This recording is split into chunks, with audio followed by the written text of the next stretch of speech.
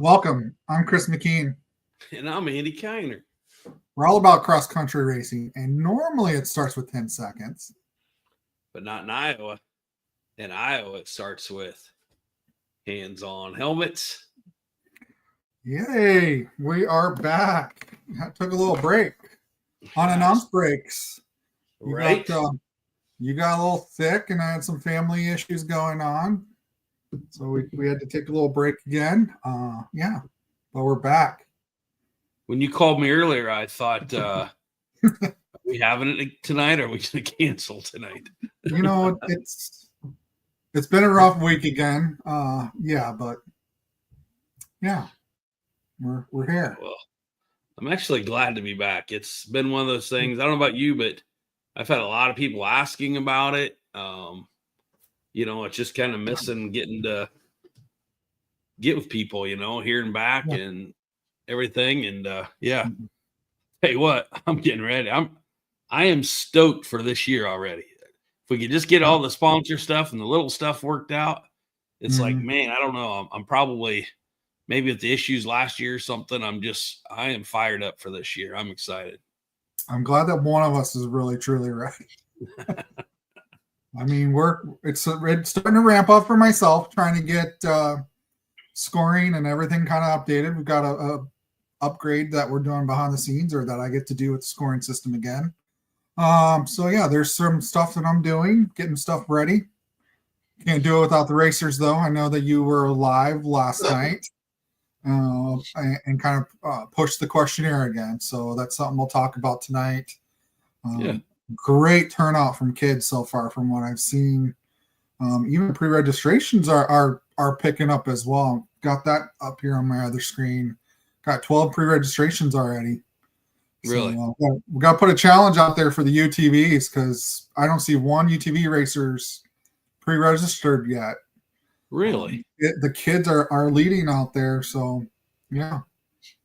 I know we got at least 2 side-by-side registrations for the Heartland already, as soon as it opened up. So we'll talk about the Heartland tonight. We'll talk about some of the racetrack updates, sponsors that are coming and going this year. Got quite the list. And we also have none other than Paul Serck joining us again. I thought you were going to say a special guest, and I was like, maybe you were confused, Well, he does have a special guest. Let's go and bring him on, because he looks like he's got somebody special with him. He's special, that's for sure. Oh, guys! We brought Scout along tonight. He just, Mom's working, so we get Scout, and Reggie's at my feet somewhere there, and don't look behind the door there, because who knows what kind of mess my house is. Oh, that's so sweet. I know. It's been, we had to put down our female dog this week, 19 years old. Oh, goodness. She made it, and it's been a rough week. So, we had to do that late Monday night. So it's been tough. Yeah, I can't imagine. Yeah, you don't realize how blessed you are to have them for that long. Yeah, until it's over. Yeah. But, sometimes when the time is the time. Yeah. Oh, let's Scout. Yeah, you've got focus right here, buddy. There we go. Little Scout. Yeah. He's a riding fool, just like the rest of everybody else there. I know. So how are you guys doing? Otherwise, it's picking up, man. I mean, what do we have? 17 days until a race, so I believe so. the countdown has started for me. The stress level will increase day by day, just to make sure everything's ready. I'm with you. I was just discussing some stuff with the new racer, and is asking when we were coming to down to Trenton to work, because he might be interested in coming to help. And I said, well, probably not this weekend, probably going back to Corden the following weekend, maybe, or the following weekend after that. He's like, well, that's the race. That's a, Oh crap! yeah. I lost the weekend. So check it out on Thursday morning of that'd be the 17th. Yeah. Yep. Yeah. Maybe So, about 8:30, 9 o'clock in the morning. Yep. So, well, let's kick it off, man. I know we got a lot to talk about the series. You guys just want to go ahead and let's just kind of knock out and updates on the Heartland. Yeah. So, on the Heartland. Well, you skipped right to the end, didn't you? Man, I was skipping right to the Heartland just so we can kind of finish on kind of like the series and what's going on with it. So we launched the Heartland website, right? This week. I'm sorry, what's that? We've recently launched the Heartland website. Correct. Yep. The three of you guys did it. Yep. Again, I think we're in new places, new territory that we've never been. The team that we got right now with yourself and Zach coming on board and Sabrina, it's like, holy cow, that's been a marriage made in heaven. It's everybody's working together really well. And, we got the series went out, which was the most important at the time. And now we've just released the Heartland this week, right? Yes, I think so. My days are running together. Or late last week, maybe. I can't remember. Late last week, I believe. Last week, yeah. So we're already getting entries in from the Heartland. Yep. We're getting tons of call. I just had a phone call again today about teams from Tennessee. They live about 30 minutes from Loretta's, putting a team together to come up. So it's nice to see that everybody's reaching out and checking that thing out. And everything I've heard of so far on that website, it's very easy to manage. I think we do have a couple updates, though, don't we? That some corrections. Zach jumped right on and made those were some corrections with the registration process. There's a couple bugs out there, and that was more related to the series registration process. Was it? Okay. Out there. Yeah, bug out there that was charging shipping. That was just a bug. We know it's a bug. If you just go ahead and proceed to checkout at this time, it removes that $9.95. Going forward, we're putting in a fix to get that corrected. Okay, cool. But I believe on the Heartland website, there was an issue with registration and UTVs where it was requiring the UTVs to have an AMA number. That's been corrected. So gotcha. Once we find those bugs, as I call them, bugs in the IT world, they're getting fixed right away. And that's the cool part, Chris, is, I know you've been super busy here lately, and I know Zach's real busy. Sabrina's got a new job now, but it never fails when something pops up.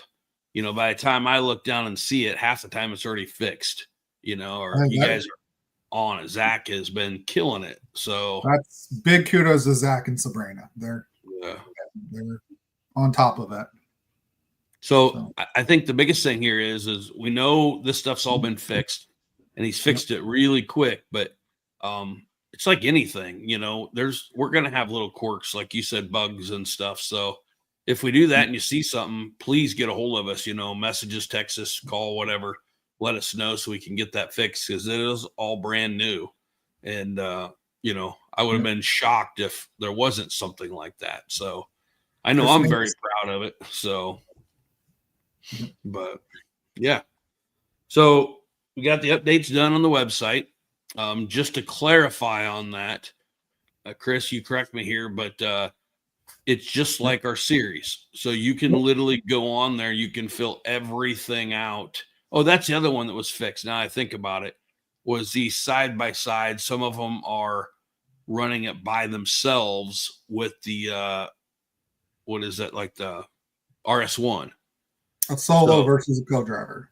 Yeah. Yep. So it was making them it wouldn't let them enter because they had to have 3. Well, now that's been fixed too. So there's you can run it solo if you need to, like that. So you can still have 3 people though, as a backup type thing. So the website's out there. It's already started. We know people already sign up. We've got a couple of those things fixed, but everybody is already talking about that I've talked to is to get on there and see the info, know it's there. They can get on there, they can pre-register, they can do everything, they can sign everything there. So And once again, that's key for that race. And we're going to talk about something here in a second, but speaking of the Heartland, but that's key is getting them people to pre-register so we can keep everything on track, that weekend. So, Yes. But, we were trying to talk. We don't have anything super special yet, by no means, for the pre-registration. So, Chris, what we're going to do, I think this will be the first time we've talked about this. Maybe you don't even know this yet, Chris. Maybe my wife don't. Maybe my wife don't even know. So, what bright idea do you have now? Here we go. Well, since you ask, it's a fun thing. We always pick the people, for the t-shirts. We just find something that's intriguing from a different.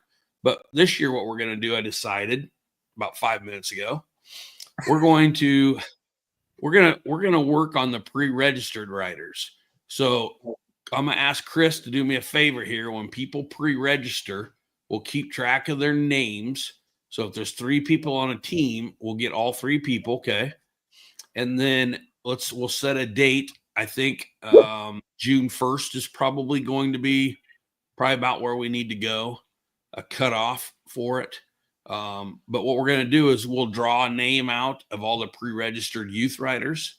We'll draw a name out for the pre-registered adult ATV riders, and we'll draw a name for the side-by-side pre-registered. And I think that's how we'll get our people. It's going to be on the t-shirt. So by pre-registering, they have a chance to be on the t-shirt. So nice. It's pretty good just from the hip, isn't it? Yeah, it's almost like you thought about that all day long. So yeah.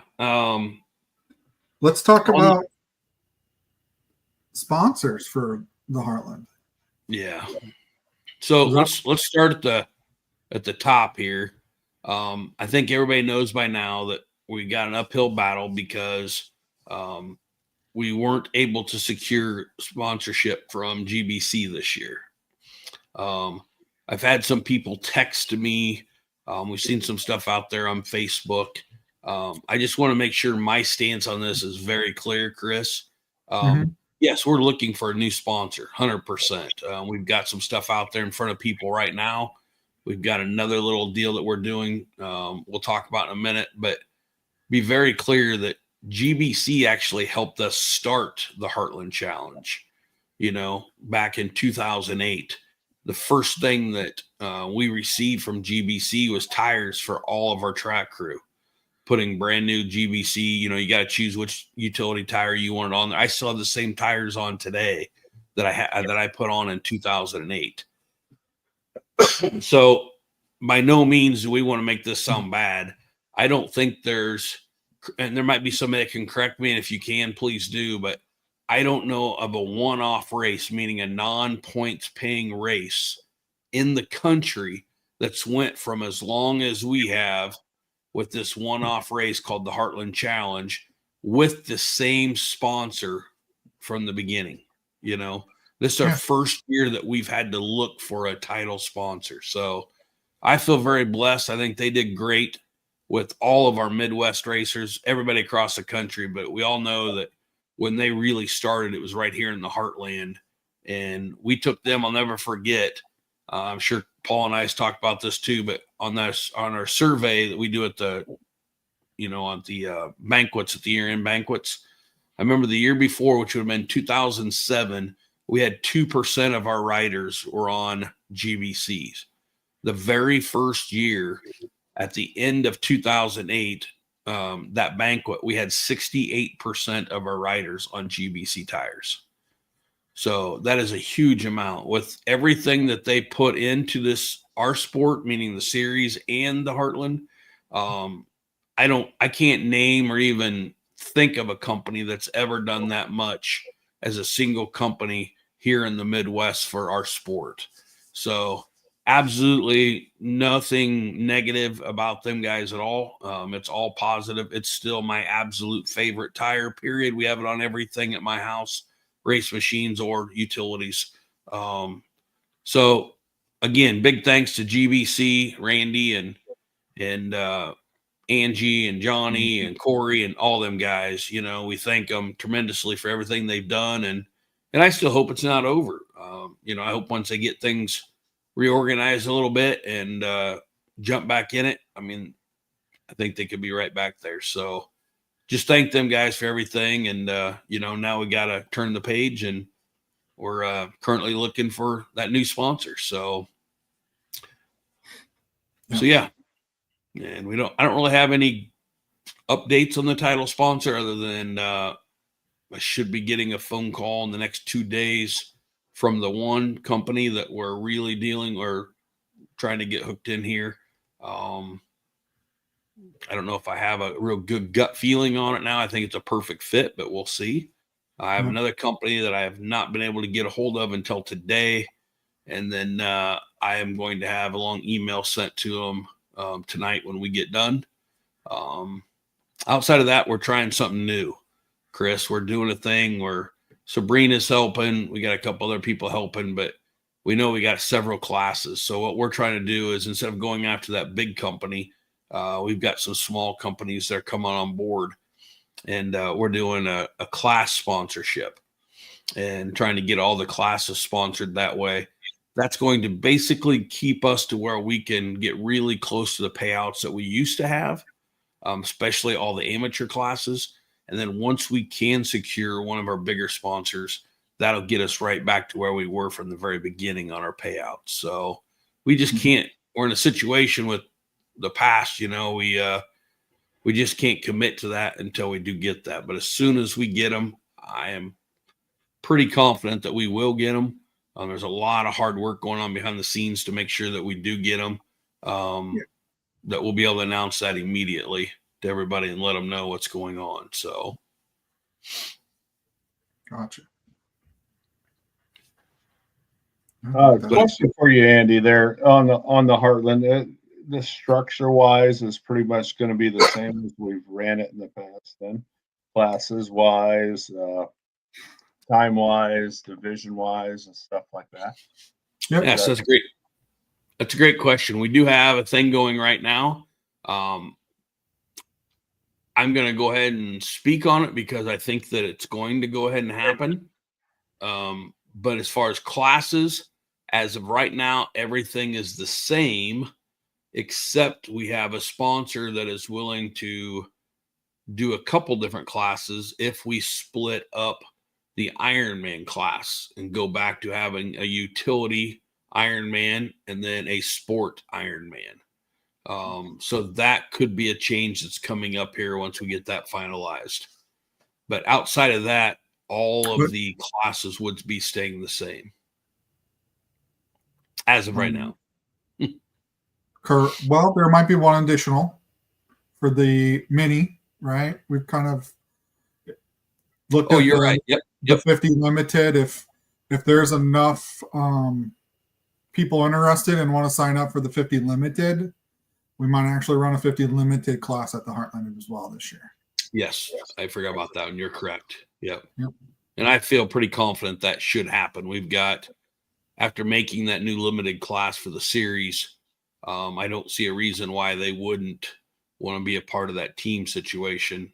We've got enough of them. I think we'll have enough for a class just for the, split the 50 class up and do a stock, a production, and for new this year, like you said, the limited class. So, but side by side, same classes outside of the one I already spoke to, the UTVs. I'm sorry, the ATVs. They will all be the same.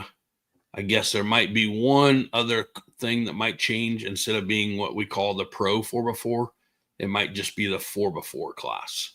So that could change. We failed to get, really more than a class or one team, maybe two at the most. Mm-hmm.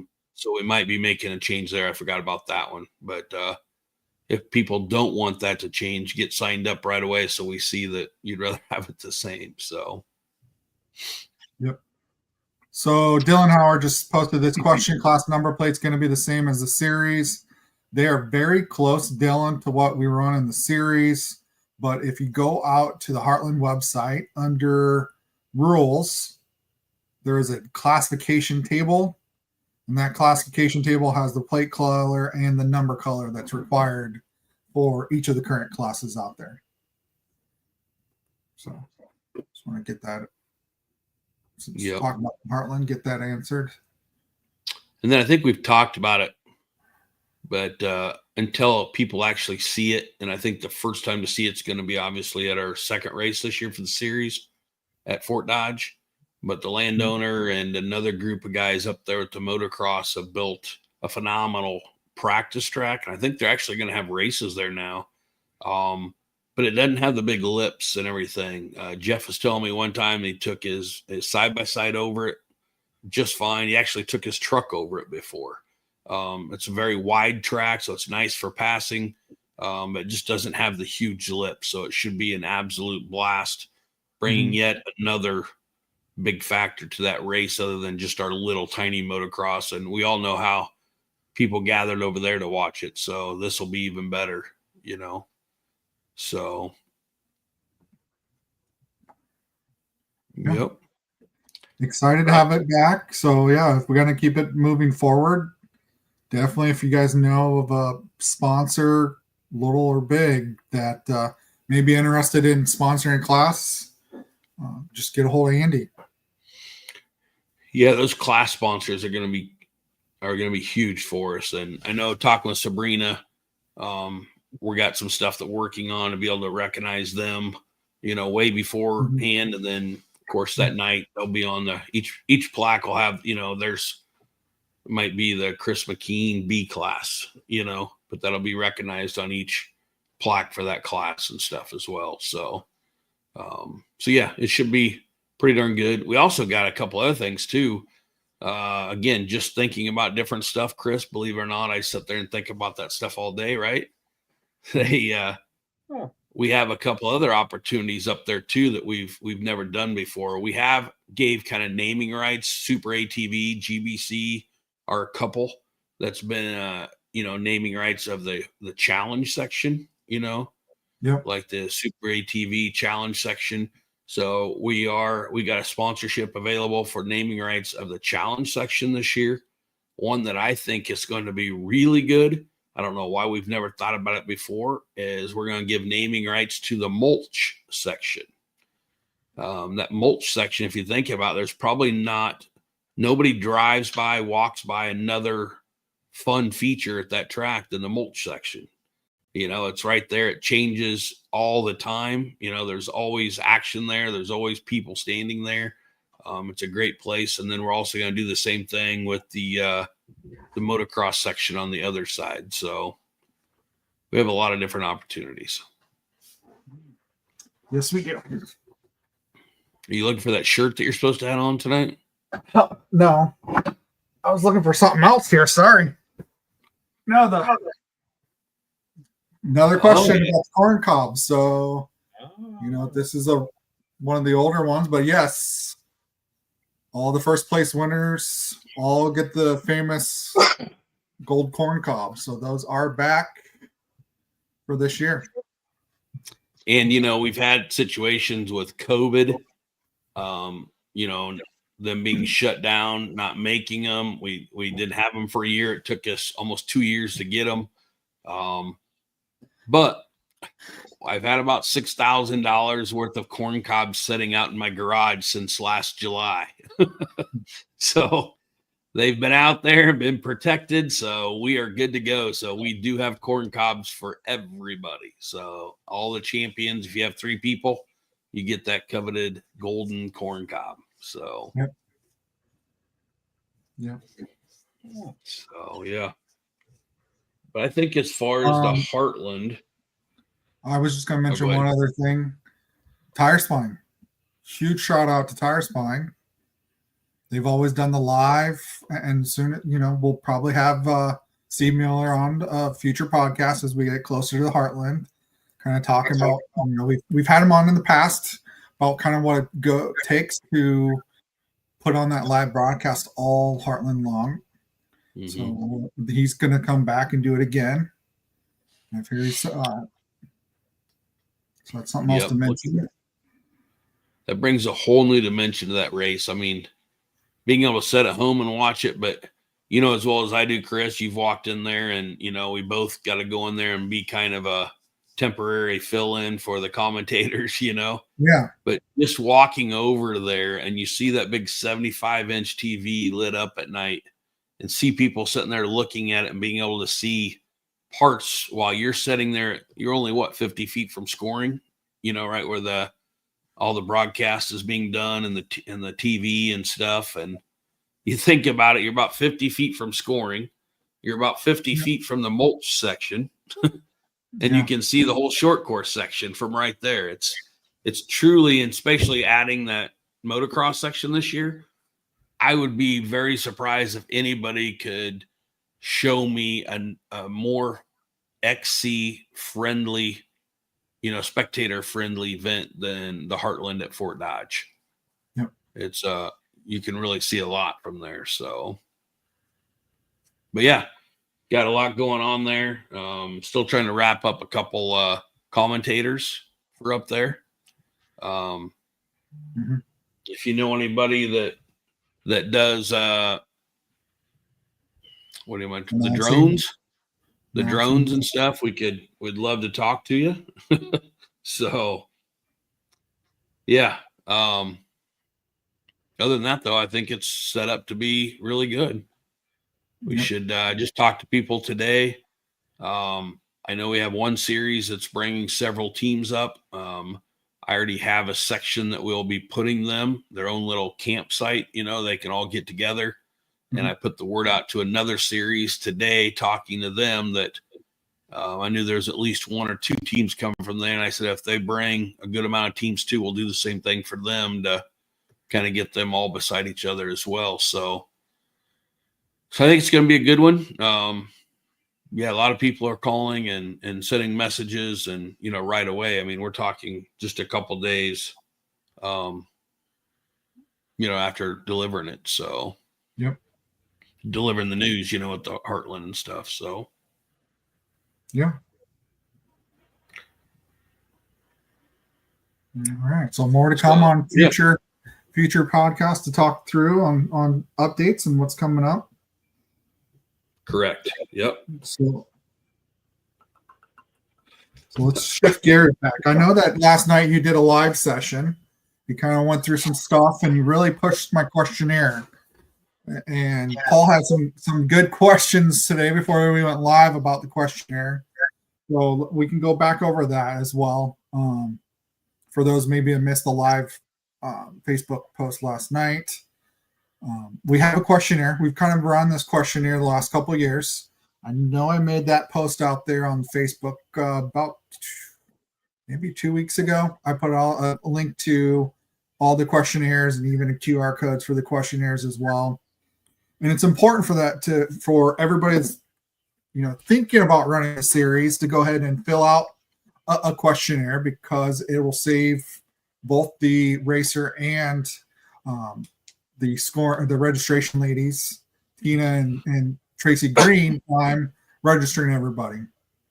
So the process is you fill out that questionnaire before every race. I go and print out your entry form for you, and all you have to do is show up, pay, sign the form, bring your helmet so you can check your transponder, and you're off. So you do not have to fill out an entry form. You don't fill out a questionnaire this year, before round one, you will fill out an entry form all year long. I just don't have the time to try to keep updated on who filled out a questionnaire or who didn't. So this year we're going to make the hard stop. If you don't have the questionnaire filled out for round one, you will fill out the entry form all year long. And that helps. Question on the. Go ahead. I'm sorry, Chris. The question I've received a lot is, number one, if I'm going to pre-register, do I still need to fill out the questionnaire? I've been telling them yes. That way we can get everything put in there. They may not register until the week of, so I can't. Yep. go along with you enough here on that's going to help with time wise getting so many people. If you think if we have 250 people there that day, that's 250 people that we have to go through. Even if that's the other question. I'm sorry. Was if they raced with us last year, do I still need to do that? Correct. I've been saying yes, absolutely. People change classes. So if you change the class, it's better to wipe the systems clean, especially for the kids. Kids all move up to different classes, different sessions. So just because you're maybe in the mini session last year, moved up to the youth, those are all different scoring systems. So nobody kind of knows behind the scenes, we run 4 different scoring systems. So each session throughout the day has its own scoring. So that's why each database is important that we keep it all updated. And even if you are pre-registering, which, what did I see? You've got 12 that are already pre-registered for the first race. Even if you're pre-registering and paying online, we still need the questionnaire filled out. Like you said, my deadline to myself is I have to have that database all updated. My goal is to by next Monday. So less than a week from today, I will enter in and make sure everybody is all ready to go. So that way I'm not last minute trying to figure out who's entered and who's not. Yep. So while we're on that topic, Chris, I know we've had several. I know it's not just us. I was watching the GNCC live thing the other day, and I don't know how many people wasn't scanning, Can you give us any heads up on what we should be looking for guys or gals that aren't scanning? Is it still the I think the number one reason, well, there's 2 reasons truly why somebody doesn't scan when they come through scoring and they have a transponder on. Either one, the transponder is old and dirty. So a lot of times we see that there gets to be a little air pocket or something, or they're power washing their helmets, and just the slightest amount of dirt behind the transponder will cause it not to work anymore. The second issue is anything metallic. So if you have a nice shiny metallic visor, it just works against itself and it doesn't want to scan. And oftentimes that we have to relocate the transponder from the helmet to the actual machine, like we have to do on most UTVs. Because a lot of UTV guys all have metal roofs. Gotcha. Yep. Yeah. So if there is an issue, we know about it. I do talk to the racers, try to figure out what's going on. And oftentimes after a race, I'll just tell the racer, you need a new transponder before the next race. And that's on them to get that done. Yep. That's why it's critical. And every year, Chris, I see somebody at the registration trailer, and hate to bring them anything negative, but I've seen them like huff and puff because I got to run back and get my helmet, Well, yeah. I brought it up last time. Why I got to bring it up this time? That's why it's, if we can deter one thing from scanning wrong or get it to scanning correctly, you know what I mean? It's worth it, because it screws so many people up, If you would, though, that's one thing I want to get out there, and it is going to be kind of a Nancy negative here, but this year we talk about it all the time, but nobody realizes what you guys go through at scoring when the helmet won't scan, so tell us about like what all that causes for you to have to do when a helmet does not scan correctly. Well, it's a scramble, because if we get it, even though that we have the backup scoring and that we have that usually it's a code, it'll throw a code out there. And it's just usually the last 5, I believe it's 5 numbers of the transponder. So I've got to frantically go figure out whose last 5 digits of the transponder that belongs to, or correlate it and work with Kim or Tracy that's there, figure out who it belongs to. And then I got to go back and pre-register that person, go over to the scoring system, and then make sure that lap is accounted for and that they're in the right spot. So there is a little bit of work. It does throw off the whole class for a lap or 2. And there's no way around that. I'm in there working as quickly as possible. A lot of times I can catch it and fix it that same lap.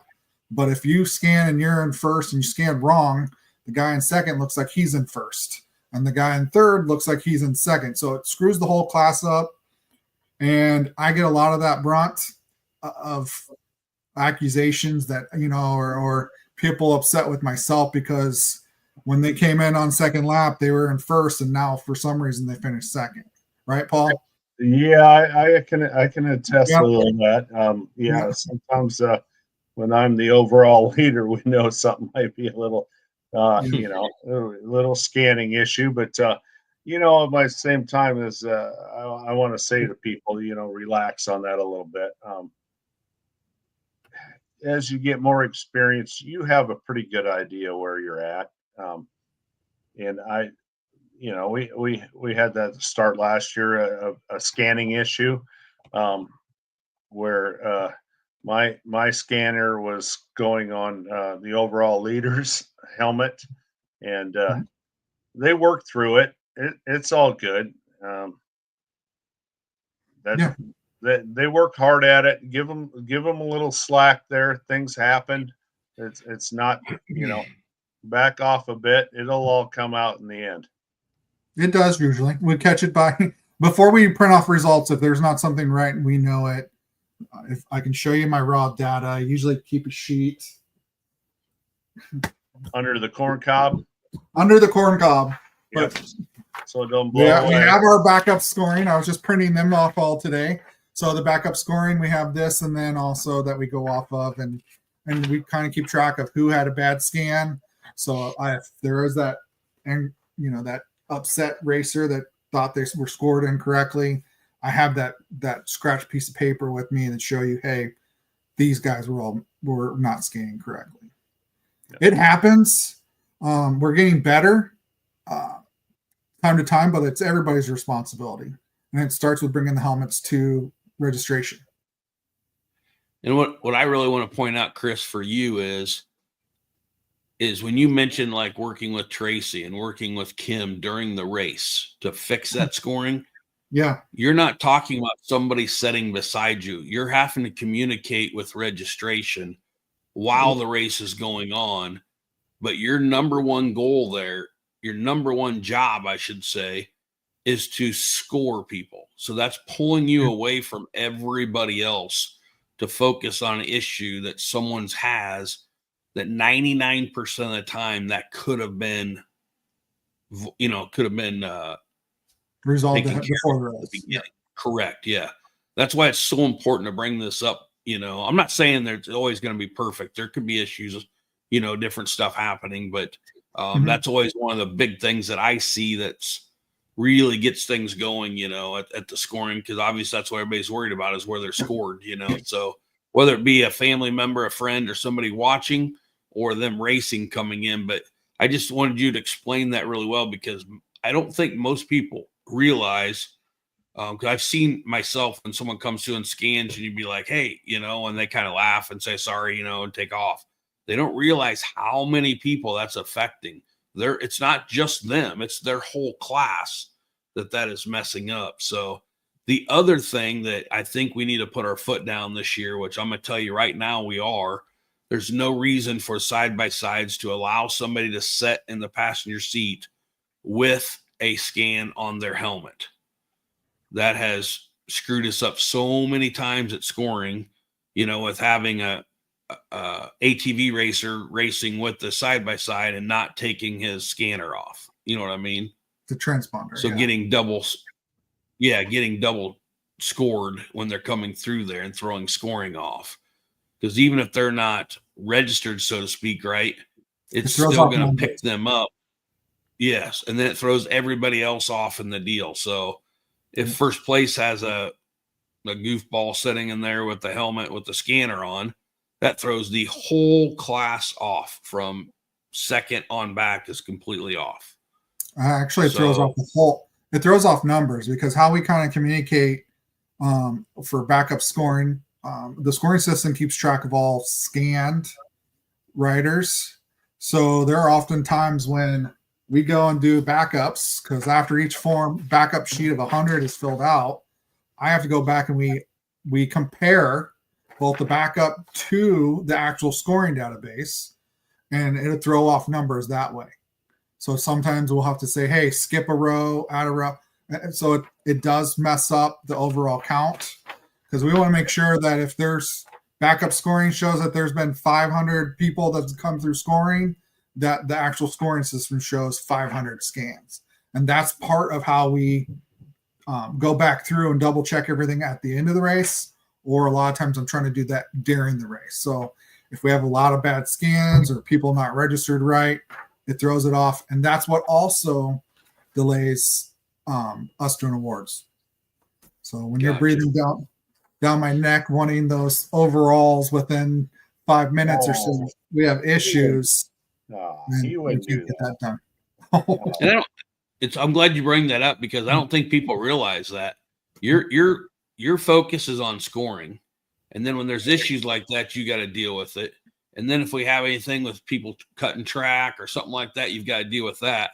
And you're right. I'm always there right after going to register or scoring to the awards, trying to get them done. And I'm calling you 10, 15 times saying, hey, can you tell me this at least? So there's a lot that goes into that. So I don't want to talk negative stuff tonight by no means, but we will 100% put a penalty in there for that for this year, because we just can't allow that to keep happening. We always just kind of tell people, and then it just keeps going on. And I mean, that could cause an extra half hour in between scoring and and awards easily. So we'll definitely check that out. But if you're a side-by-side racer, it's not the racers that's getting in there to be a rider with you. It's the actual driver's responsibility to make sure that there's only one, transponder going on in that machine. So, yep. But that's good. Yeah. So, one other thing on that question.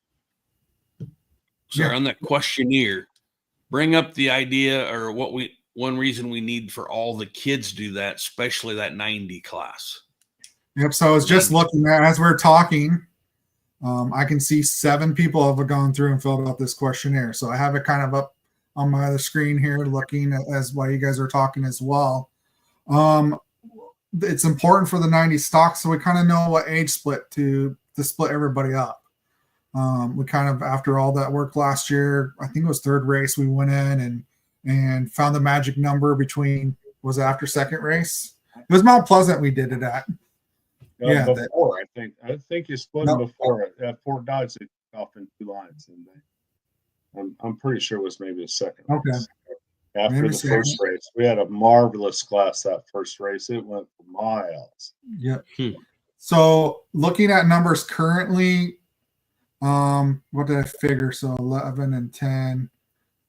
The split is 11 and 12 right now. So with those that have filled out questionnaires. So it's important if you have a 90 stock racer to bring it in. It looks like we're going to keep the numbers as is. That's up to today. I think by Nick's podcast, Andy will make a final decision based on the numbers that we see. Perfect. Yep. So that's very important. That's going to allow us to get that done early versus waiting, and splitting things up. So it's important for everybody, but that's just one example for a class, on why we need that. So. Yep. So currently for adults, I've got 67 responses. For kids, I have 55, which that number is amazing. Yeah. And UTVs, I have 19. So another thing I want to bring up, because, and I don't think I really talked to Paul or the crew too much about this, but I would say our number one pride factor has always been in this series, now be 22 years, is our youth division. Is what keeps a lot of the guys helping, working, excited about it, getting to see that kids grow. Before COVID, I think we were 50, 52-ish maybe. I know COVID kind of set some things back. I hate to keep talking about it, but I think we were around that 45-ish maybe, as an average, for kids. Last year, we broke 80, once or twice? I think it was. my number one goal this year in the whole series is to see that youth number hit 100, triple digits.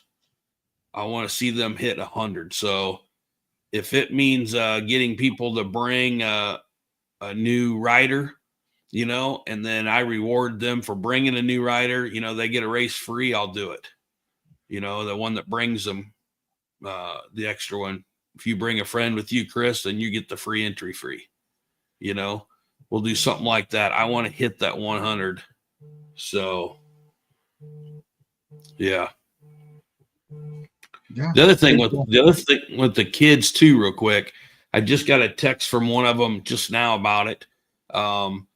But we're going to be doing a fun thing with the podcast. I'm going to do some stuff at the race. I want to get the kids more involved in the podcast. So we're going to work with a couple different kids. I talked to one guy today about it. I just had another one text me. We're going to get some kids interviewing kids, and we're going to help them out and get that kind of started and just get a kind of a youth spotlight, I'd call it. So if you have a youth that likes to talk and would, you know, be open about doing something like that, let me know. And we're just working on it right now, but I'll have all the questions and stuff for them. And it's just kind of two kids just having a chat, you know, and learning more about the kids. So we already got at least two of them already now that's saying that they'll do it. So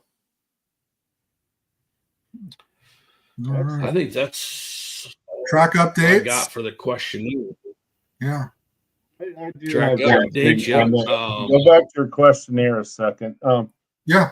Andy, you pointed out some statistics off of earlier that were important for you to know.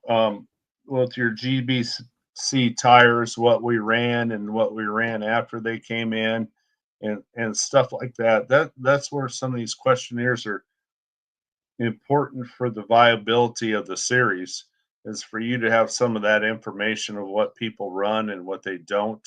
I'm not very good at filling out all those questionnaires either myself. I'm not pointing any fingers, but that is part of the success of the series. Having those numbers for you to get sponsorship, I think it's important for everybody to look at it that way as a reason to go ahead and do that kind of stuff. Fill that stuff out. It's not a. I don't think you're asking for feedback for Facebook or this or that or stuff like that. It's good numbers for you guys to have to use to get sponsorship, other things for the series itself. Yeah, so that's why I think those questionnaires are probably really important. And I'll try to get to mine here pretty quick, unlike the rest of you. So let's all quit procrastinating. It's time to get our machines kind of out and check things out and fill out those questionnaires. And let's get going on this. Yeah, and you bring up the good point too, Paul. When that questionnaire, you mentioned before we even came on air tonight about thinking that questionnaire was for about like what kind of tires I run and what machine I run and stuff like that. That's the one that we hand out typically, or Chris will have out there. That's the same one though, right? Yep. Right. But what I'm getting at is what Chris is, or what Paul's pointing out right now. That really don't do us any good this year if you're filling that out now. You know what I mean? As far as that part. That's the part that we beg you to fill out when Chris puts it out there in December, you know, or early January, because, and we'll still use that going forward for next year. But what we do though, just so you know on this, when I ask like what kind of tires you run, what kind of bars, what kind of, you know, exhaust, you know, anything like that, goggles, whatever it might be, gear. I am literally looking at this, Paul. If I have 60 riders that say they ride Moose, you know, gear, and I have 90 riders saying they use Scott goggles, that tells me right there, if I have a high percentage of racers saying that, that guides me to where I need to try to get those. It may not work every time, but that's the ones that if people want, say, A, I'm not going to go after B, you know. I'm gonna work my butt off trying to get the sponsors that people like that equipment, like that merchandise and want to run that product. That's the ones that helps me guide where to go. We have to go outside and get some new products in all the time, but that helps us a lot. If I know there's one exhaust company everybody likes, I mean, I'm willing to work with them enough just to get them because I know everybody likes them, so that's very important. That's kind of the second part of that questionnaire. So you're absolutely right. Yep. All right. So switching gears, I already got a question. First race, is the entrance for Trenton the same? Yes. Right. Is insurance? Is the entrance? How do you Yes. get in? Yeah. How do you get in? Yes. It's all the same, but where we pit may be different. Correct? I believe we're back to being the same now. Okay. Now we're I've switching. been talking to him. I don't think you'll see much difference from last year to this year. Yeah. Okay. I would say this though. Here's the thing down there. We're working on some game plans to help this place a little bit, but there's nobody out there, outside just doing the normal maintenance. So the ground is always soft. You know what I mean? Because there's just nothing's rolling over it. No tractor, no nothing. So no matter what, I would always say, if you unfortunately were going to come for one day to a race, this would probably be the one to do it. Come in, race, and go home if you don't want to stay. If you want to stay, I would still probably say this is the one that you don't need to bring the biggest vehicle that you can bring. Bring the wide board. Yes. And if you do come in with the bus this year, listen very careful on where we point you to go. Rick Fippen.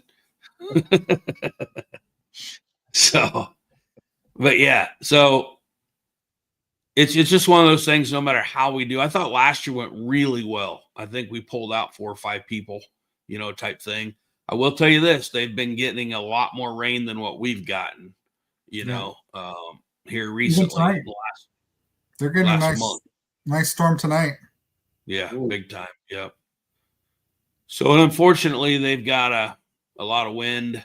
I'll wait till we get to the track deals before I start getting into all that. But we've moved on to the track deal. If you want to go ahead and start.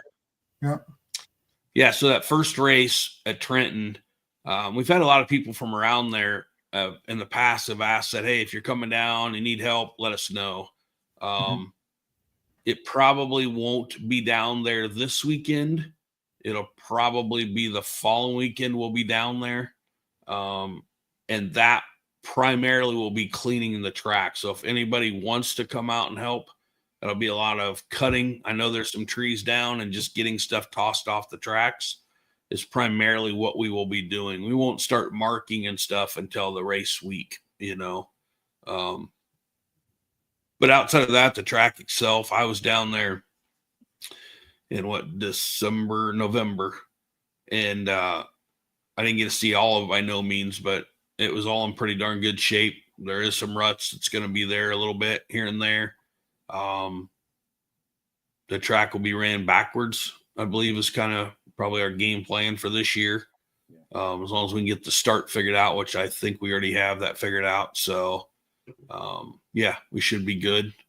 We're still working on what we're going to do for adult 90 down there, but so we'll see about that.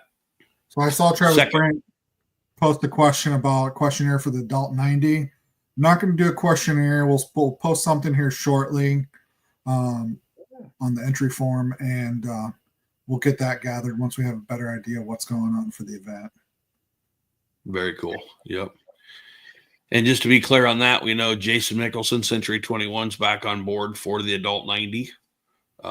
So everything's staying the same there. So we can't thank him enough. But we will come out with what we're doing at each event again. I think it'll probably be close to what it was last year, but I believe we will be changing a couple up. So, yep. More. But moving on really quick. Track help. Second race. Well, yeah, I'm just going to go through the first couple races here real quick. But Okay. the second race, we will be up there probably the weekend before the race, just to make sure I can get things tied together. And again, just go around and make sure that all the storms we had this year. So if anybody up there is around and just wants to help throw wood off, that's basically what we're going to do, is just clear trails out, make sure everything's kosher. Then the third race, we've been there the last 2 weekends. It's looking really good. There's some tight stuff. There's plenty of passing in areas. Other areas, there's no passing. The parking's going to be really good. Where the start's going to be is going to be really good. I will tell you, in the parking, though, it is a cow pasture, so there could see some cow patties out and about,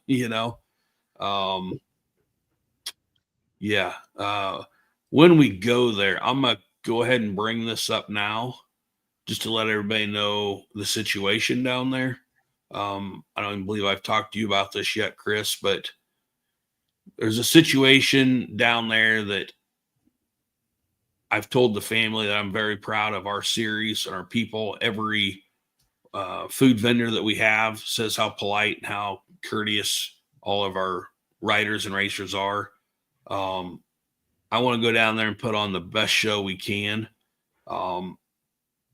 Everybody knows I talked about this track last year. We ended up not getting it on the schedule. We're working on it for this year. I couldn't get a hold of the gentleman, Rick Mitness, that owned it, only to have one of our racers from down around there that last race kind of let me know the reason I hadn't been able to get a hold of Rick lately, and that's because he had passed away early September. He came down with a situation in early August and passed away early September. So we were literally just going to walk away from it and not,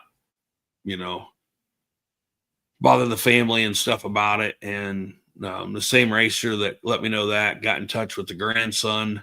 The grandson got me in touch with Paige, the grandma, which was Rick's wife.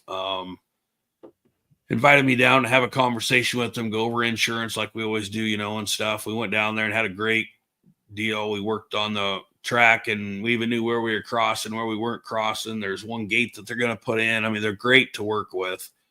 And unfortunately, last weekend when we were headed down there, I got a message sent to me, a bad message, and then followed up with a phone call, let me know that Paige, the grandma, which was Rick's wife, had a stroke and passed away last Tuesday. And I kind of wanted to turn around, to be honest with you, and go back home and not mess with them and just let them know that I was sorry and we were coming down. And they said, absolutely not. If there's stuff to be done, needs to be done, do it, So we went in there, we took care of business, we kept working on it and stuff. And now, obviously, there's going to be somebody else in charge there, but I just feel horrible for Rick. We've both lost Rick and his wife now, Paige, and I can't thank the family enough through all this. They're still allowing us to come down there, and they're excited to see everybody and see the series and everything. So I'm excited. Honestly, it's probably going to be one of my highlights, is getting down there this year and putting something on at their place to be proud of, and kind of get them out of the slump that they're in right now, I think. So yeah, but otherwise I think that's going to be a really good track. So, and after that, we really don't know. It'd be way too early for us to talk about the tracks at this point. So, and what was you asking about, Chris? You mentioned something a long time ago. What did you mention? Track help? Yes, I think he was kind of alluding to track help. New young faces and Why don't you tell us about to help us out? Why don't you tell us about that, Paul? Hey, we're always looking for track help, and there's a lot of phases to the racing. You start off, a lot of times people start off their racing, they don't know anybody, start talking to people, get to know people and this and that. And then sometimes we kind of age out, or other people age out, but their kids are around. They still want to be involved. We're welcoming people to help us with the track. Especially we love ex racers are the best. New young parents that don't know anything, they're great too. We got to fit in a place for everybody. Um, if you want to come down Thursday, typically we're there usually like Thursday morning setting up the track and working on the track. Or if you want to come, if we're there the weekend before, there's all kinds of things. And excuse me, we had a lot of help last year on some of the new tracks there. Some local guys and stuff that you know came and worked hard and tried their best to help us out, and we sure appreciate all that. There's a little spot for everybody, and we'll take you even if it's to help us out in a spot we think is going to be a little tough for the kids race, and if you're willing to do that much or to full on working on the track and then working the track during the race, it's we're open to everything. Don't be afraid of it. Don't be afraid to approach us. I truly think the track crew has a good time. We get a lot done, and we enjoy our company and each other, and a bunch of good guys. Even Joe. Sometimes I question how we pull it off. You know, I don't know. Sometimes I get just a tad bit nervous, rolling into the track, thinking that we got 9 miles of this Cahokia track to get done, and I've laid out maybe 6 of it before we showed up that weekend. But with everybody helping out and kicking in, that was one of the best groups of people helping us out last year, and I think everybody had a good time. A little sweat, sometimes a little blood from them thorns. You know what I'm saying, Andy? 100%. You have to go back and pick up your ball cap, your hat once in a while because the trees rip it off of there. But you need to go ahead and trim that tree. But don't be afraid to reach out to us because we're always looking for people. And I think you mentioned it, Paul, but just to clarify that, when you say places, spots for everybody, it's obviously nice if you have a utility. But if you don't, if you don't, even if you have a side-by-side, we've got places, even if you don't have a machine, we've always got places. And I think some people overlook this is, like I'll mention like Mount Pleasant, for example, or even the very first race at Trenton, we've got that little creek crossing, that gets a little tough down in there. It's a place where if one of the main 5-6 guys that we have that's normally moving around, if they have to sit there, then that's less spots that we can have people seeing them all the way around the track, but if we have somebody that's wanting to help, like you're saying, even if you're just walking, we can get you to a place, we can set you down there, you can watch, we can pick you up and bring you back, so whether you have an ATV or utility, side by side, or nothing at all, and you want to help, we've always got a spot for you. Yep. On that same note, let us know the earlier the better. There's and I'm not putting anybody down there, but when we're on the line and need to run people out, it's sometimes kind of tough on us. So let us know ahead of time. We do appreciate it, and I'd like to see 2, 3, 4 more great track guys come around and see what we do on Thursday night and enjoy our grill and chills and stuff like that kind of stuff too. But any little help is good help, and don't fear that you don't know what's going on. We'll talk you through it. We've baffled people for 22 years on this deal, thinking that we know what's going on. So don't be afraid of that. If you're wondering, besides how we build the tracks, for the most part, besides having a utility to ride, because it's a lot easier in a sport quad, you need a pair of pruners and maybe a stapler, and that's 90% of how we build the track. So it's And not. that's stuff that I will provide too. They don't have to provide that. Oh, I like carbon fiber though. Oh gosh, here we go. And I'm still wanting one of them electric ones. I thought you had some. No, the electric stapler. Oh. I'm thinking about those, but I've seen bad reviews, so I want someone to try one of those. No, we have some fun. This year we incorporated some electric pruners into our arsenals, and those are pretty darn nice. Oh boy, yes they are. Yeah, yep. There's a lot of great ideas to keep the twigs out of everybody's eyes, But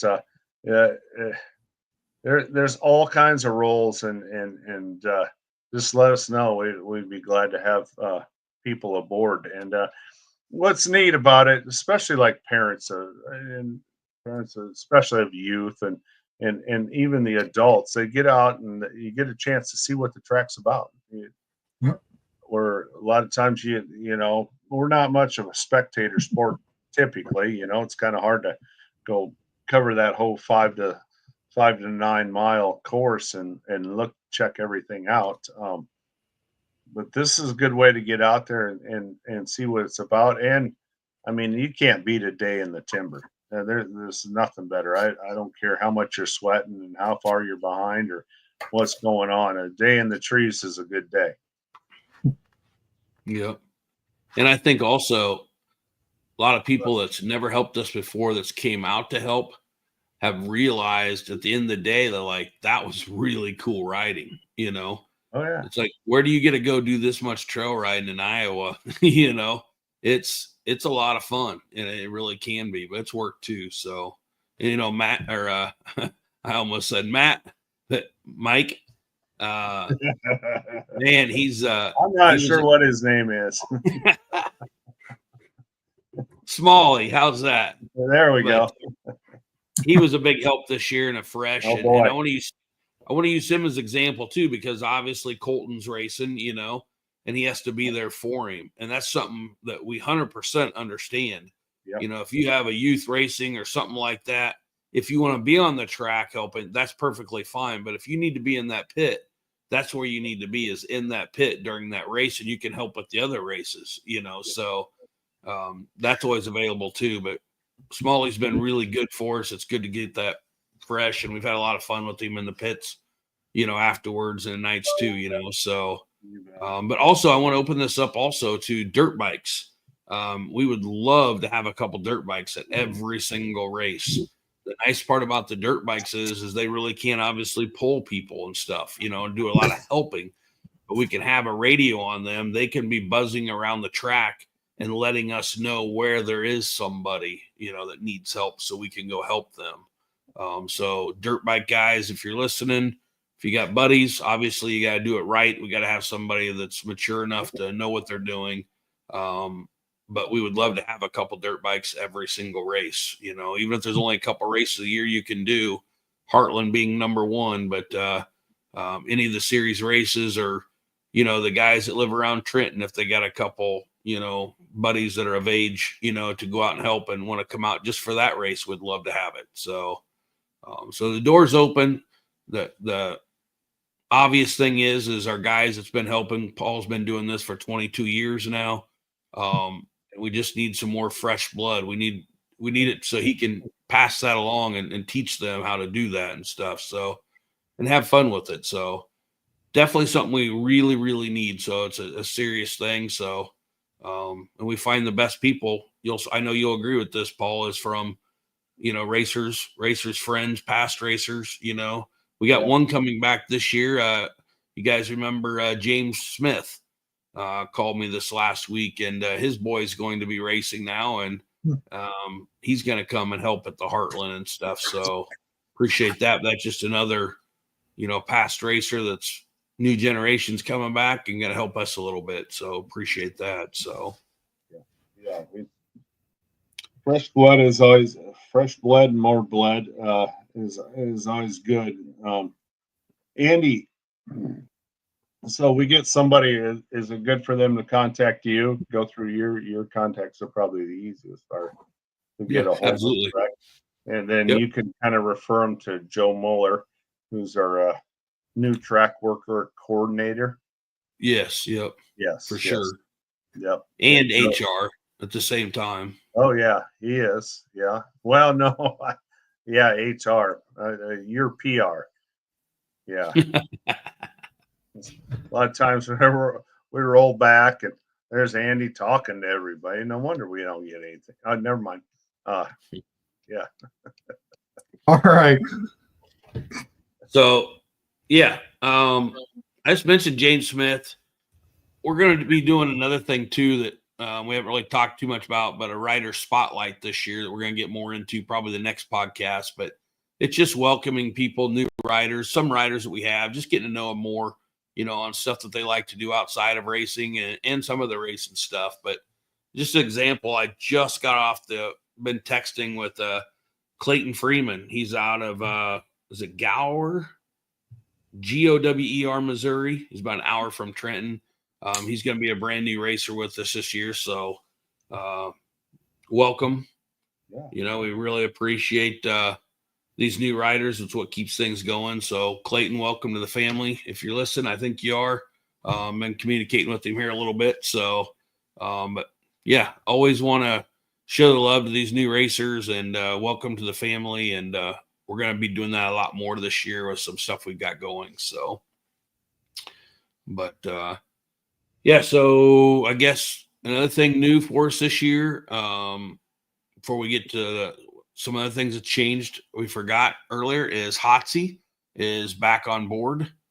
And if somebody didn't get their Hotsy packet at that last race that has your certificate for your Hotsy wash, I think I misconstrued that information a little bit. I have those packets here, a couple more. So if you haven't got that, please reach out and text me and I will get that to you. So if you did not get that thing of wash and you competed in the deal, I will get you all the ones that are left here. The whole shot challenge, the Hotsy whole shot challenge. Yeah, I was there this year. I don't guarantee next year, but or the year. So yeah, so Hotsy's back on board. Can't thank them enough.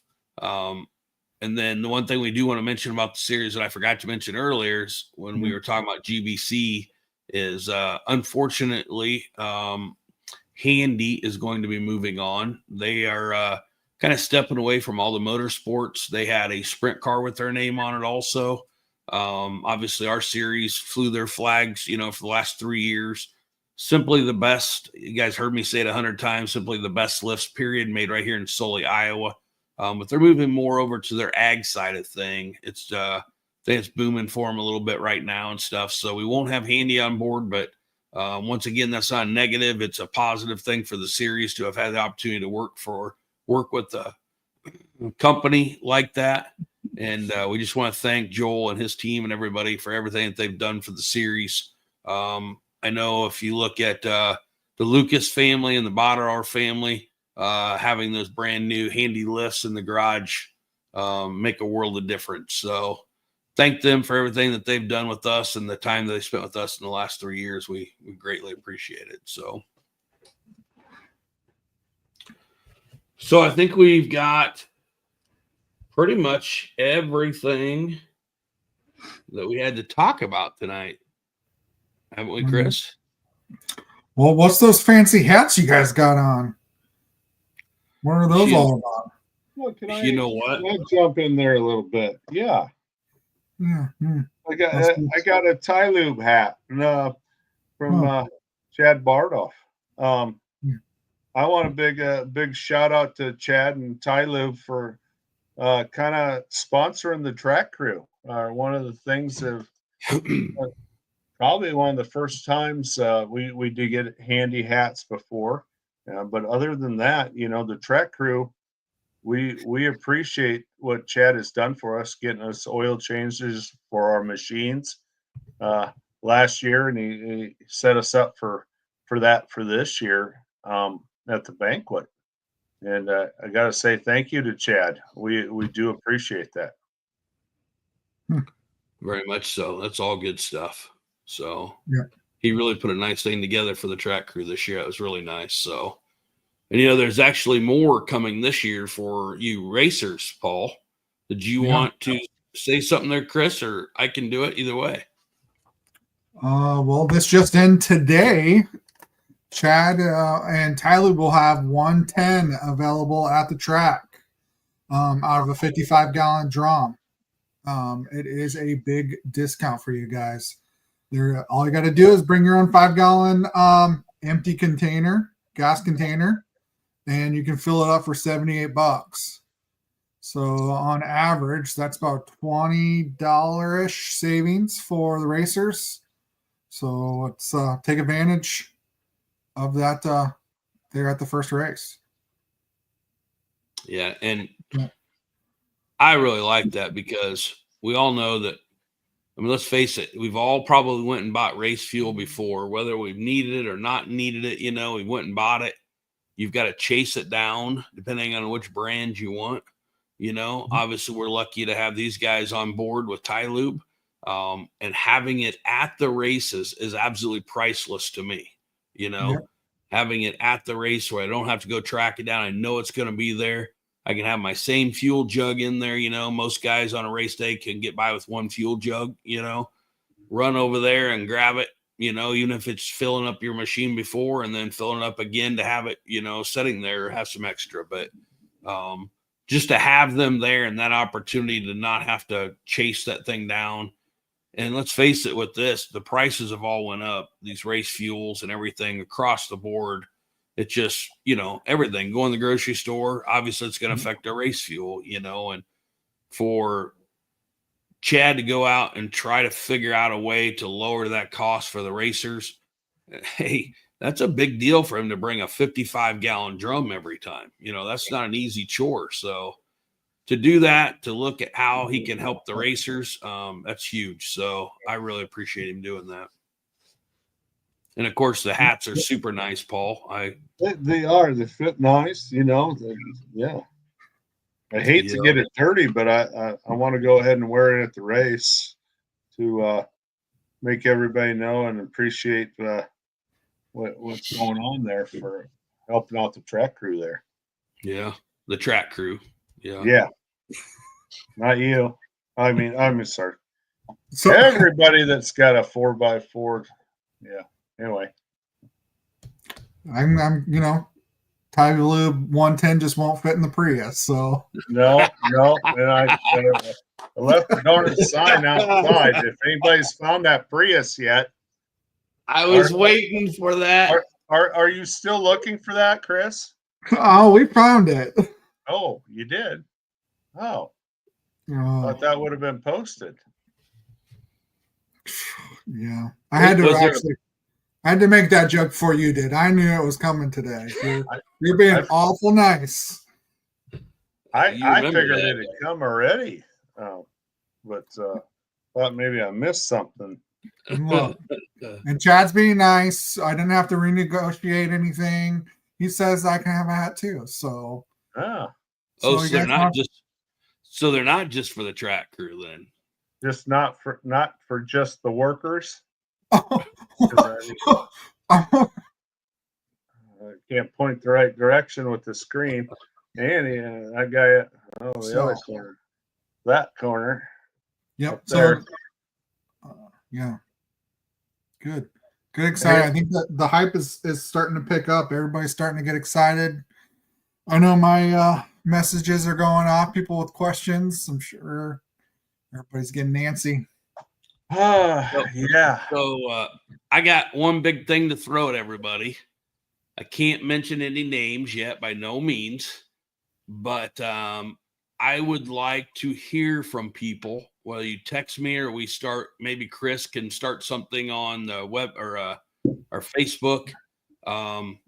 If we had a pro rider in here to do a school, and the school will be done approximately in the Des Moines area, maybe the week of a race. I don't think they're wanting to do it to where it's like, let's see how many we can get in here. I think it's going to be more of a thing when this is announced. Don't quote me on this. 10 to 15 riders max. There's been a little talk. We've been kind of working on this a little bit. And they are talking about maybe doing a morning and an afternoon group. Maybe it'll all be the same group, but it'll definitely be to where they can focus on skill level and make sure that you're learning something versus it being a vast majority, say a 50cc rider and a AA rider. You know, you're learning two completely different things. But I know that's kind of the path that they're looking at. So I'd just like to know if people would take advantage of it and get signed up as soon as possible so they know if it was available to have a pro rider in here and do that. And I think the opportunity is very limited to get these riders in our area to be able to do this. So just let us know if you'd be interested in doing a riding school. We haven't had one for, probably 5 years now, I must say. I know they used to be really well attended. So let us know if it's something that you would be interested in the comments here, or even text me or Facebook or whatever. And I want to pass this information along and see if we can't get these guys to come through with this riding school. So, yeah. Speaking of riding school, Chris, you're the one that always has the shirts, but look what I was able to get. Yeah, I see that. Free the Gator. If anybody's been following everything, I want to thank the Berg family for picking Brock and I up a shirt down after all that took place and got him back here. So we've been wanting to help free the Gator if it came down to it. So, but that's about all I had, really. I got a couple things. First, Chris, is there a way you can post Joe Muller's phone number across the ticker tape there? Because I think he would like that to happen. For sure. Yeah. Sometime, maybe in the next podcast, you could put Joe Muller's phone number across there. So everybody, just call him to see how he's doing. Well, I think we ought to get a picture of him up there too, so people know who to go to at the races. Which picture do you want? I have a few. Not the tech one. Well, I mean, he's a valuable part of the series, HR. I'll tell you what. Yeah. Sometimes he's the first one there at the track, and he's there first a lot of times now. And I'll tell you what, we have a lot of fun, and we really want to thank Joe before we go ahead and post his number next time for being there. The second thing I have is not as much fun to talk about, but it's a rule question I have, and that concerns pit riding. Okay. Can you kind of allude to how far the rules go on pit riding? If I remember right, there was. It seems to be. I'm not blaming the Honda 90 class, but that puts a lot of Honda 90s there available, and it's a lot of people that just we're getting a little crazy, and we're having some things happening there. Am I wrong on remembering that if you're pit riding, that can actually influence the people you're pitted with, or that you're with racing, and actually dock them? It is. That's why we had it set up. We've been kind of trying to loose up a little bit because we know people like to have fun, but we've all witnessed. It seems like it's only supposed to be adults. It's not supposed to be kids at all. I've got more information on that as soon as we get done with this, Paul, but we're going to have to start cracking our whip down. And, you know, the number one reason is we don't want to see anybody get hurt, period. That's it. You know, and I guess what I know you experienced this in a couple races last year that I wasn't able to attend, but I recognized the issue that we had there especially at Weldon, and then again at Murray. And with the dusty gravel roads and stuff, it became a racetrack. We had to stop some people at the Weldon track getting out there where we raced the 90s. They were out there with no helmets on, trying to go around the track. We're going to have to put our foot down and tell the parents, hey, we need help with this. And I'm going to go ahead and tell you why right now, Paul. Not just number one reason is, period. I don't care who it is, what the name, how old, whatever. We just don't want anybody to get hurt. And that little kid that we stop, okay, I'm going to tell you, that kid never thinks I know what I'm doing, but the person backing up does not. There's been 6 deaths in the last year due to pit riding. Okay. With people never understanding what even happened because of situations of someone pulling out or backing up and somebody walking right in front of them, or, you know, whatever it might be. So, you know, the one thing that we learned in that training that we did, not training, but all of our racers, or a lot of them went and helped at the safety training for the youth riders. Mm-hmm. And one thing I'll never forget that gal saying, the one thing that every accident has had in common is they never planned on having an accident. I know it sounds really stupid when you hear it the first time, but not one person that's in an accident ever plans on having an accident. That's why it's an accident, you know? And it's just one of those things where we just can't accept the responsibility of saying it happened because we didn't put our foot down. I'm going to bring up something. I've never engaged in this conversation. I don't want to engage with them, but it's something that I have called out. And again, this is something I don't want to talk about being negative, but especially my side-by-side racers. We've talked about this. I've talked about with my ATV racers, everybody that can't run a helmet cam, and you see the comments they put out there, the Nancy negatives about why I won't let them have it, or if I've taken a helmet cam off of them. There is a racing series out there right now that you guys have probably seen on Facebook that are being forced to have their races, okay, but absolutely no spectators. No spectators can come to their race right now. Okay. They think it's an insurance problem. Again, I'm not starting an argument with them or whatever. They think it's an insurance problem. Yes, it's an insurance problem, but it's exactly what I've been saying now for the last 2 to 3 years. But through AMA, it is such a blessing to have. I know there's other series in the last 2 or 3 years that's not AMA that's lost their insurance for side-by-sides mainly, okay? That all of a sudden I can't have the race, or I'm scrambling trying to find a different insurance. Through AMA, we're down to 2 insurance companies that will insure us for side-by-sides. When we run out of them, we have no more side-by-sides. That's the cold, hard truth. Those insurance companies aren't just looking at side-by-sides, but you don't think that the death of a 6-year-old pit riding at a race doesn't wake up the insurance company? You know, a lot of these series aren't AMA. Okay. AMA was gracious enough for me to be able to tell me a year and a half before this happened, or at least a year before it happened, that you've got to switch insurances. We need you to switch over to this insurance because this insurance doesn't have the backing behind them. If you were to have an issue to be able to pay out what they're, you know, supposed to be paying out, they wouldn't have it. And that clue by them is something that myself, I don't care, maybe GNCC, but no other racing series could ever pay the lawyers to go out and research all these companies, right? By them being able to tell us this, we've been able to have races where other series haven't, or had to scramble to find insurance.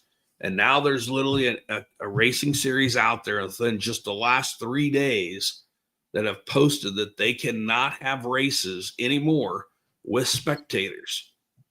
So Chris, Paul, I think you both know the backstory of everything that goes into the series. If you can't have any spectators, how are you going to be able to afford to do any of the races? No. I mean, that's tough. So when the person that comes up and complains about what Paul's saying right now about the pit writing, it's easier for me to say, if you don't like it, unfortunately, just go ahead and leave, because by you doing that could make me now have all the spectators leave because we have an issue like this. So we can't afford it. The sport can't afford it. The helmet cams are great if you keep them by yourself, show that someone's cheating, doing whatever.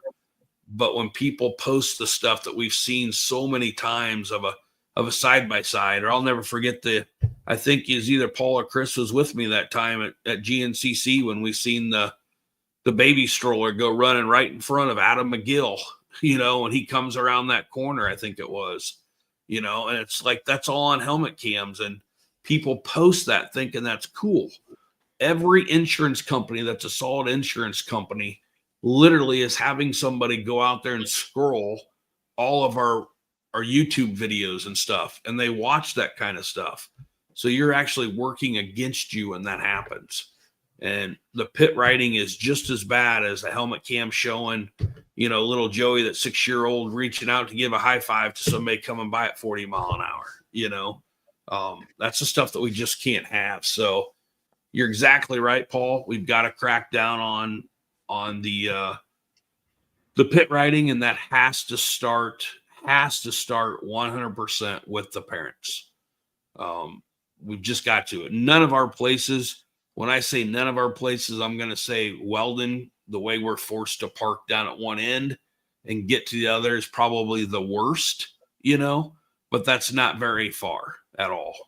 And if it's a person that needs that, obviously we will make sure that they can do it. But when people are rolling around, throwing rocks, doing this, doing that, no, we do not need them out there running around. So if you want to be mad at me or Paul, for something like that, that's fine. But the rest of the sport will thank you for not doing that. So that's my little ceremony, or my little thing against that. But you're exactly right, Paul. So that needs to be brought up. On a more fun note, so how many days until we actually race here? I'm not counting. I'd say 17. 17. Yeah, Paul. Wow. Huh. Well, nobody's doing anything this weekend. I got a few things that we could check off my list. Yeah, I hope the rest of you are ready to go. I put a new window in the camper tonight. I've got the campers all done. I have Shane Austin, one of our racers, coming on the 10th to do the carpet cleaning that he does. He does such a great job, Austin's carpet cleaning, coming over to do cleaning on that. Paul, I am ready. I am ready to start loading trailers now. Have you started the motorhome? Hey, the oil's been changed. Everything. Have you actually started it? It's been started. It's ready to roll out. Oh, sweet. So yeah, I'm just waiting on Shane to clean it. Tuesday night, then, right? I will probably be there Tuesday morning. I'm sure if the past lives up to it, Okay. Yeah. Yeah. Excellent. So Joe and I can show up on Thursday night and be good to go, right? No, because you guys are going to need to be working on there. As well as I do, Paul, I can try to help you guys on the track as much as I can, but where do I always end up at? On the phone or the porta pot? I don't know. Ooh, that's not what I was looking for. I was looking for scoring. No. Oh, scoring. So, I always got to stay close to scoring. So I'll probably be laying out where scoring and the start and making sure I got that all. Yeah. That's pretty complicated. Oh. We're going just the opposite direction from last year. But yeah. Hey, if you think about that start down there, that does get a little complicated. There ain't nothing complicated about a start. You just run them this way, that way, and run them through. bypass. So I'm gonna let everybody know that all Paul figured said out, Paul says we're just gonna start you and send you where you came out in that real rough stuff and hope that no one goes You'll be all fine. over appetite. So yeah, it'll be fine. If there's a danger arrow, famous last words. Yeah. No. Speaking of arrows, did you see our new arrows? I did. Those look good. Yeah. I can't say I'm overly looking forward to using them, but I'm looking forward to seeing them up. Yeah. It should be good. So are they going to still be the 6x9? Are they? What size are they?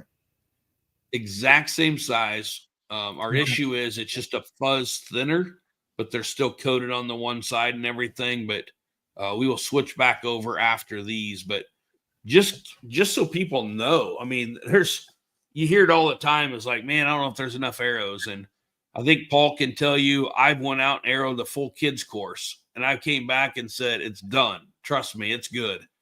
They go out. Paul might go out after that and put up a whole nother pack, just different eyes hitting it. It is so important. Then Joe might go out after Paul and find other spots. It's hard when you go out and do that. You try to put up everywhere you think, but long story short, we go through a lot of arrows, and just throwing this out there, you have any idea how many arrows I ordered, Chris? I'm going to guess you probably ordered somewhere around 10,000 for the year. You were somewhat close. Ordered 15,000 arrows that should cover us for the 1 year. So that's a lot of arrows when you break down, 7 events plus the Heartland, So that's if I were to go out after each race and pull these arrows off the trees, can I resell them back to you? You need to pull the staples out of them first. Yeah. And then you can pack, and then you'll hear us grumble to use them. But in a pinch, we'll use them. But just think of it as a nice gesture for you to do. Yep. We've gotten in pinches where last year I was thankfully Eric had saved us up a bunch in that last race we got through. We just had our numbers off a little bit on what we had on hand, and we made it through.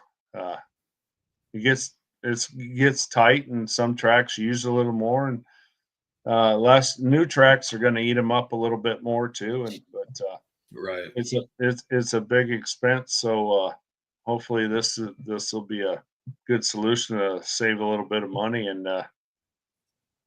I'm looking forward to seeing them up. Yeah. Yep.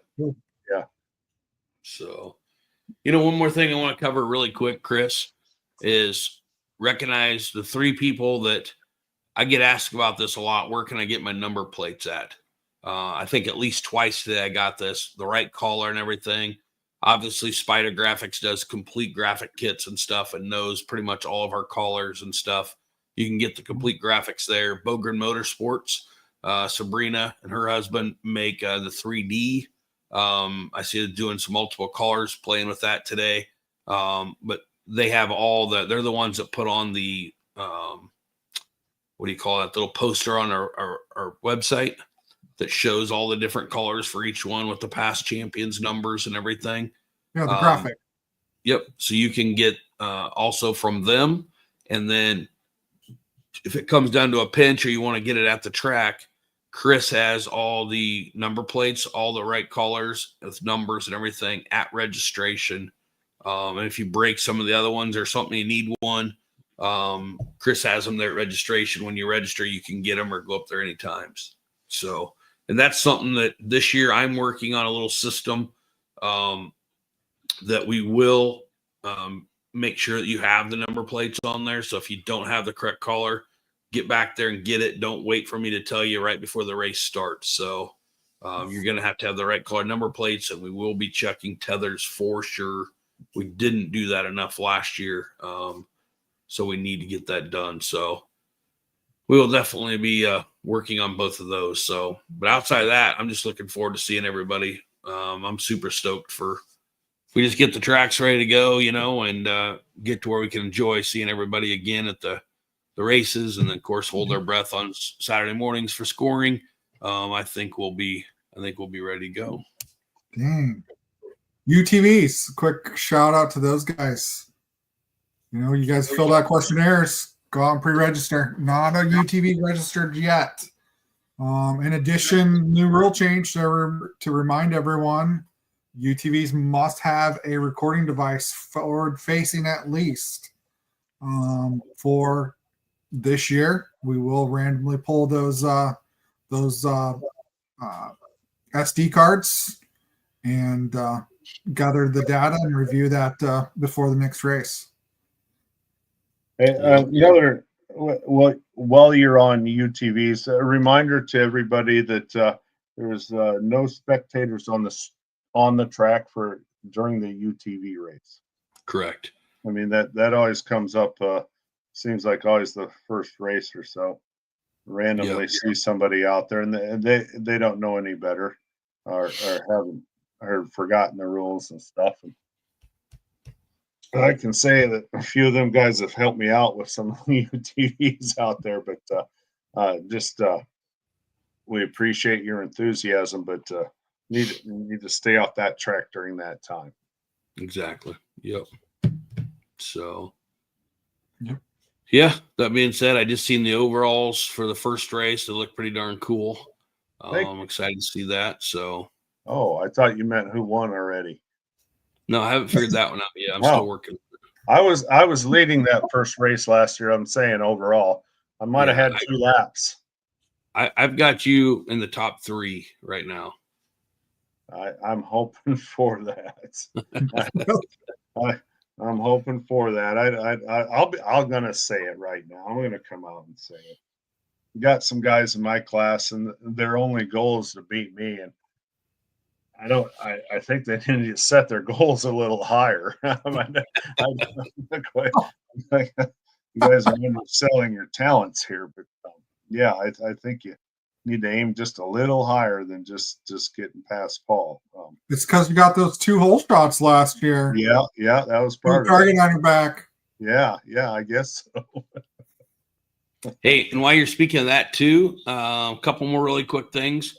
I don't know everybody that's going. Some of the top finishers that I've seen, very impressed with the years that them guys are having right now. Obviously, Cole Brandt just took, he's won 2 overalls already this year. Took second, or no, was it third? Third, I believe. Third, yeah. At Talladega. How cool is that to be able to go race at Talladega? I think that's just awesome. But anyway, got a 3rd place this last time. Jenna Berg, I believe, is leading her class in the girls 12 to 15, if I'm right, something like that. I think she just took second. Jordan Berg just took second in the College A, I think, for the 2nd race in a row. Edmondson had a heck of a situation there in the start in that last one where had another rider kicked off and got tangled up in his chain and underneath between his tires and his fenders and stuff. And someone said he sat there for like 2 minutes. People are trying to get the guy untangled out of his quad. So, but he's run XC2. The one reason I want to bring these guys up is I know Dylan and Carol and a lot of these guys that are out there and the other Edmondson running in the College A's to XC2s are AA class this year. We've went through, I just talked with Kim Ricketts actually earlier about this. We went through some phases, we had the Johnson, the Burrows, and the Goodies and all these guys. And then we went through a phase where we had like Matt Lindell, where, let's be honest, they were on a whole nother level. You know what I mean? And then we went to Tucker Wyatt, kind of the same way. So everybody was kind of fighting for 2nd and 3rd. You know what I mean?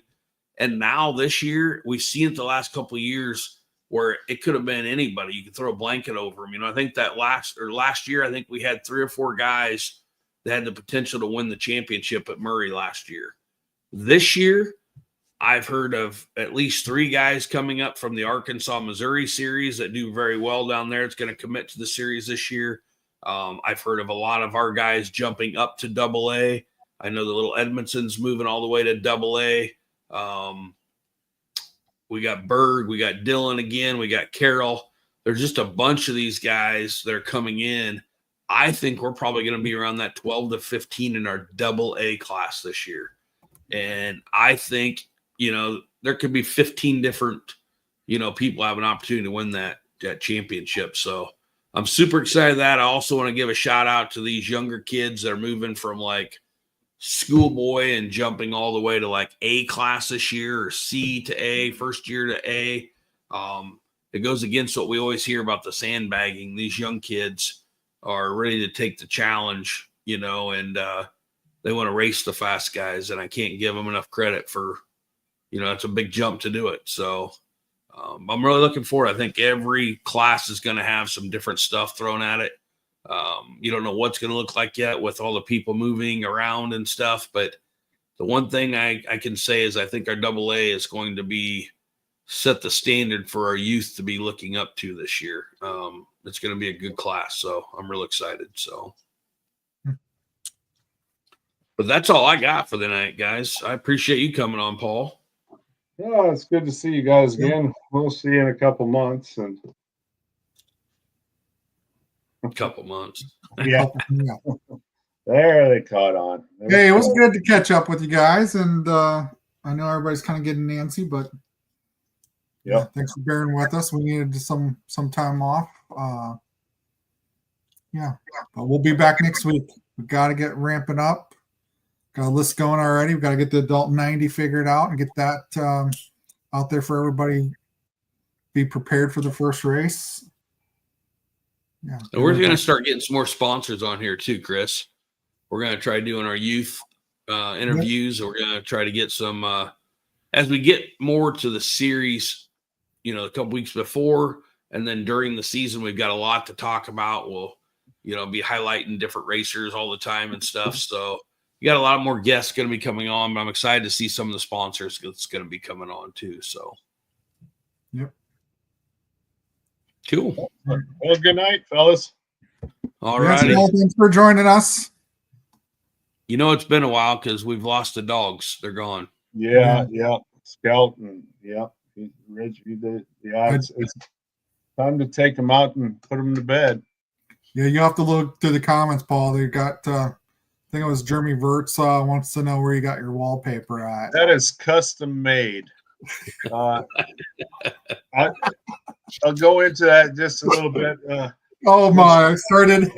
There was a bunch of border up in this house around here, and I didn't do a very good job of taking it off without chewing up the walls, and so I camouflaged the walls kind of to cover up that all the gouges in there. Yeah, so that's what it's about. Nice. Yep. Really quick, Chris, will you help me and go into the comments when we get done? I know we don't got time to bring them all up, but at least if we go in there and answer some of them, I know Travis Brandt had asked about confirming that we've received their questionnaire. Go down 3 more responses. I've been responding. Oh, you have? Okay, gotcha. Yeah, I just want to make sure that we could get them, so I know we don't got time to do it on the air, but I got the Brandt family. St. John Briggs also asked. I got those. So if they inquire, even got some text messages. Been answering. I'll look it up quickly. I even posted out there the links to all the questionnaires in the comments as well. There was somebody asked for those, so trying to keep on top of it. The only thing we really didn't discuss, Brandt family asked about doing a quilt or something special for round 3 for the family at Corn, and figured that would be, we can kind of discuss that off air and kind of see what we can do and come up with something. I know we can come up, get some ideas going. That would be a great idea. The issue that we have right now is getting them done.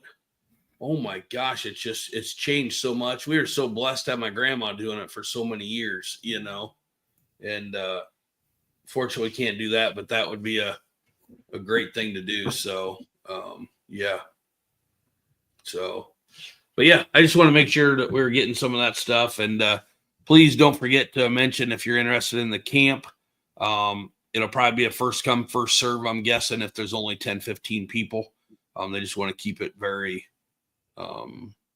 attention wise, like competitors. So yeah, just let us know, even if it's in the comments there, and that'll definitely guarantee whether or not they probably do it or not. So looking forward to it.